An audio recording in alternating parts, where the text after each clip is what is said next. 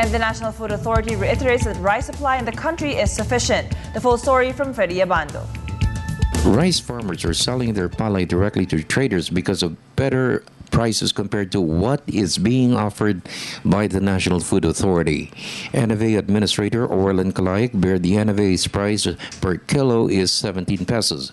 Butil Party List Congressman Agapito Guanlao said this is one of the major reasons why the price of rice in the market is more expensive. Consumers have been complaining in recent weeks the price of commercial rice has increased by 2 pesos per kilo. Kung sila po ay bibili ng mas mababa pa doon, sa NFA na po sila magbenta. Pero ngayon, magkano ang presyo? 17 po plus sa pisong incentive. From NFA. Pero yung sinasabi niya sa naglalaro po ngayon sa 21, 22. Ang bili nila? Depende po. Kaya po sir, pagka po nabili nila sa mataas yung palay, pagka po ito ibinenta nila, mataas din ng konti pa yung presyo ng bigas. Yung scarcity of the palay is really in play. Kulang talaga.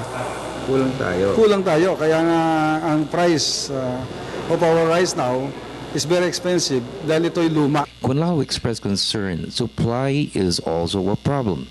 He said the delivery of 187 metric tons from Vietnam may not be sufficient to cover the rice supply of the country.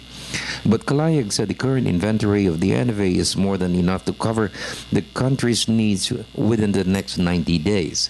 Calayek said with the onset of the harvest season and the campaign against rice hoarders, prices and supply will be stable.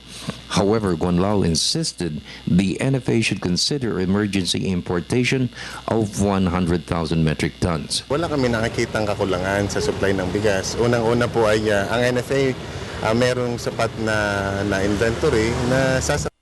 At patapos na kasi po yung lean months, nag-uumpisa na yung ani. Medyo na-delayed ng konti dahil dito sa pag-ulan. Pero kausap ko po yung mga directors natin from 1, 2, 3, 4 regions. At mainit na daw po ngayon at nagbibilad na po sila uli ng palay ang mga magsasaka. For the People's Television Network, this is Freddy Abando reporting.